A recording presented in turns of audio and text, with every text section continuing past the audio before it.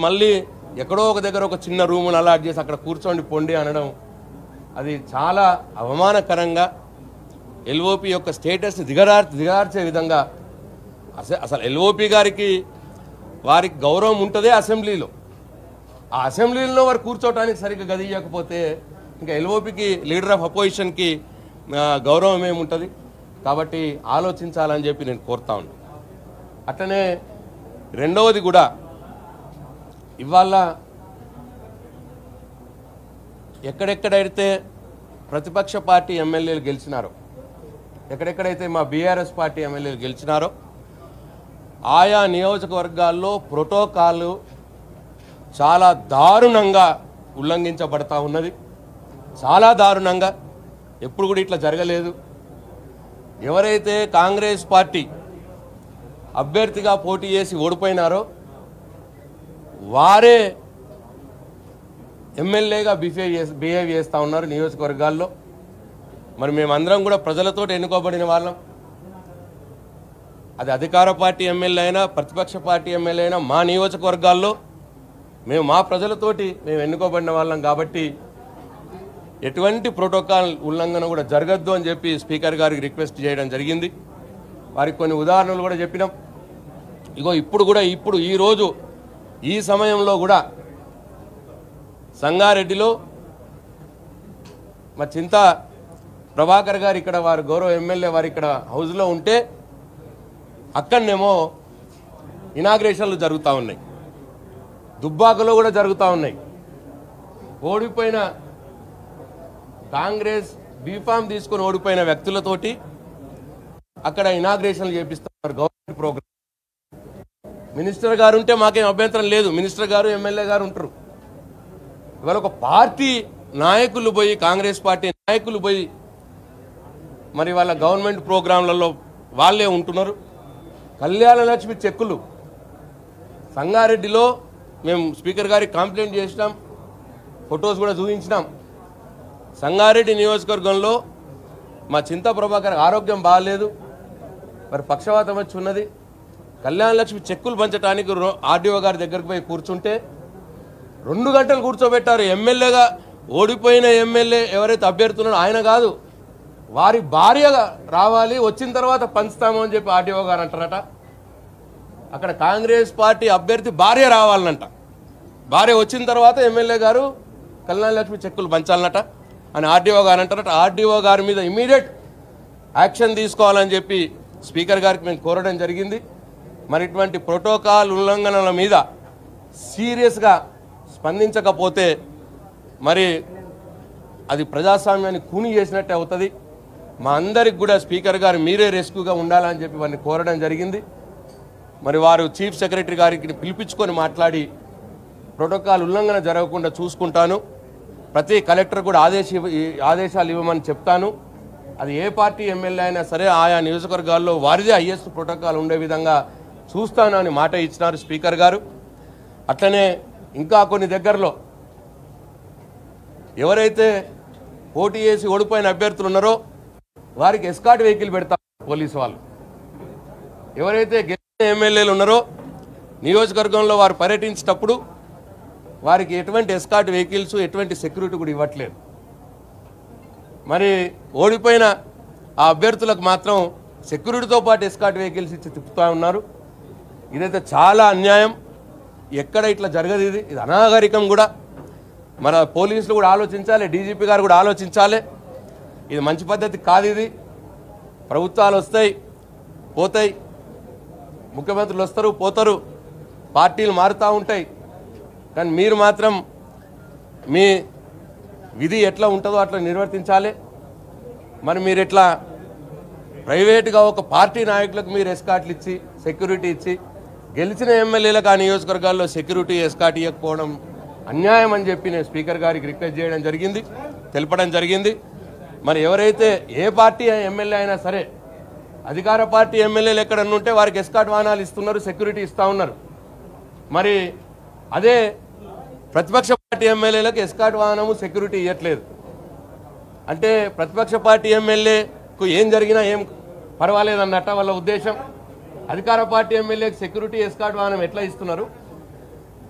BRS party ఎమ్మెల్యేలకు security escort వాహనం ఎందుకు ఇవ్వట్లేదు అని చెప్పి మేము అడుగుతా ఉన్నాం. స్పీకర్ గారు కూడా రిక్వెస్ట్ చేసినాం.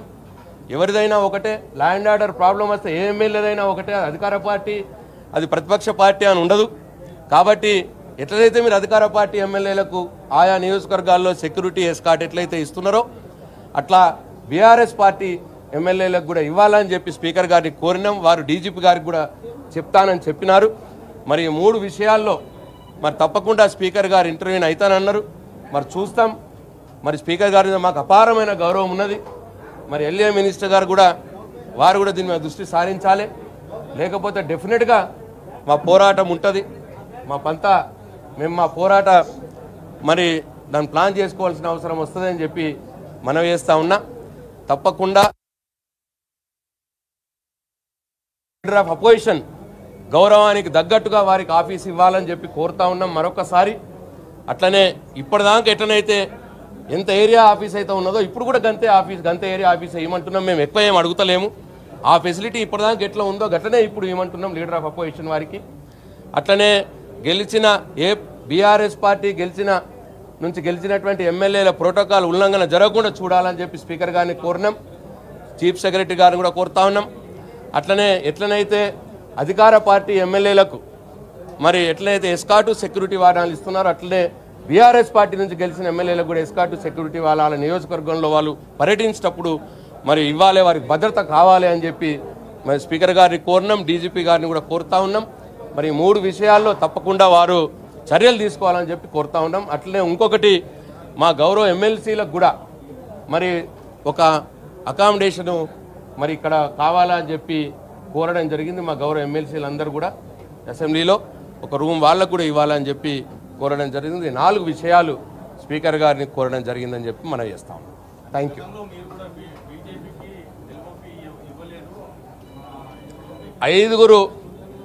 5 ఎమ్మెల్యేలు ఉన్న వారికే ఇక్కడ రూమ్ కేటాయిస్తామని చెప్పి అప్పుడు ఒక సాంప్రదాయం ఉండింది.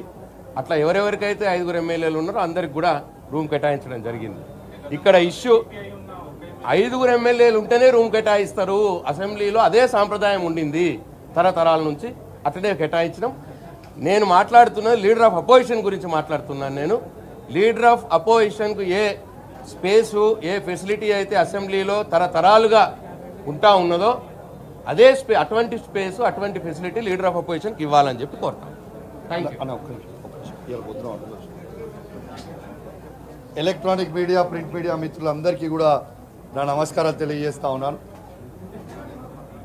21 మంది ఆటో డ్రైవర్లు ఆత్మహత్య చేసుకురు అనే ఒక ఉద్దేశంతో వాళ్ళకి మద్దతుగా ఇవాళ పొద్దున నేను ఆటోలో రావడం జరిగింది. ఇవాళ ప్రత్యేకంగా నేను ఇవాళ పొద్దున ఎందుకు వచ్చినా అంటే మా కరీంనగర్ జిల్లాలో మా కరీంనగర్ హెడ్ క్వార్టర్లో బుర్రా కరుణాకర్ అనే ఆటో కూడా హృదయం కదిలిపోయింది. ఇలా కదిలిపోయి ఇలా పొద్దున అసెంబ్లీకి ఖచ్చితంగా ఆటోదారులకి మద్దతుగా మనం రావాలనే ఒక ఉద్దేశంతో ఇంట్లో నుంచి బయలుదేరి ఆటోలో నేను అసెంబ్లీకి వస్తే ఇలా ఆటోని లోపల వరకు కూడా నన్ను డ్రాప్ చేయడానికే కూడా వీళ్ళు లోపల రానియకపోవడం చాలా బాధాకరం అని చెప్పి సందర్భంగా తెలియజేస్తూ ఉన్నాను. ఇవాళ దాదాపు 6.5 లక్షల మంది ఆటో డ్రైవర్లందరికీ కూడా మేము మద్దతుగా ఉంటాం. ఏ ఆటో డ్రైవర్ కూడా ఎవరు కూడా అధైర్యపడాల్సిన అవసరం లేదు. ఖచ్చితంగా మీ వెంట బీఆర్ఎస్ పార్టీ ఖచ్చితంగా ఉంటుంది. మిమ్మల్ని ఆదుకుంటాం. మీరు ఎవరు కూడా ఆత్మహత్యకి పాల్పడొద్దని ఒక ధైర్యము ఇవాళ ఖచ్చితంగా ఇచ్చే ప్రయత్నం నేను చేసిన అని చెప్పి ఈ సందర్భంగా మీకు తెలియజేస్తూ ఇవాళ నేను ఒక్కటే అడుగుతా ఉన్నాను ఈ ప్రభుత్వం. ఇవాళ ఆటోలో వస్తే చిన్న చూపు ఎందుకు చూస్తున్నారు ఆటో వాళ్ళని నేను అడుగుతా ఉన్నాను. ఇలా ఆటోలుగా ఇవాళ నేను ఒక శాసనసభ్యునిగా ఇవాళ ఒక ఆటోలో నేను లోపల వరకు నేను రాలేదా? ఎక్కడన్నా రూల్ ఏమన్నా ఇదే కారులో వస్తేనే లోపల రాణిస్తారా? ఇదే పద్ధతి అని చెప్పి నేను అడుగుతా ఉన్నాను. ఇలా ఆటోలో వస్తే పోలీస్ వాళ్ళు ఆటోల మీద దాడి చేస్తే పాపం ఆ ఆటో వారికి తన ఉన్న ఆటోని కూడా ఇవాళ డ్యామేజ్ చేయడం జరిగింది. ఇలా డ్యామేజ్ చేస్తే తనకి డబ్బులు ఇచ్చి మళ్ళీ నేను పంపించిన. దీన్ని నిరసిస్తూ నేను ఇవాళ బయటనే దిగి అక్కడి నుంచి నిరసిస్తూ నడుచుకుంటా లోపల వరకు కూడా ఇవాళ వచ్చినాం. అది కూడా మేము స్పీకర్ గారి దృష్టికి తీసుకుపోయినామని చెప్పి సందర్భంగా మీకు తెలియజేస్తూ ఆటో వాళ్ళందరినీ కూడా ఖచ్చితంగా ధైర్యంగా ఉండాలని కోరుకుంటూ సెలవు తీసుకుంటాను. జై తెలంగాణ, జై KCR. BCs, minorities, women, persons with disabilities.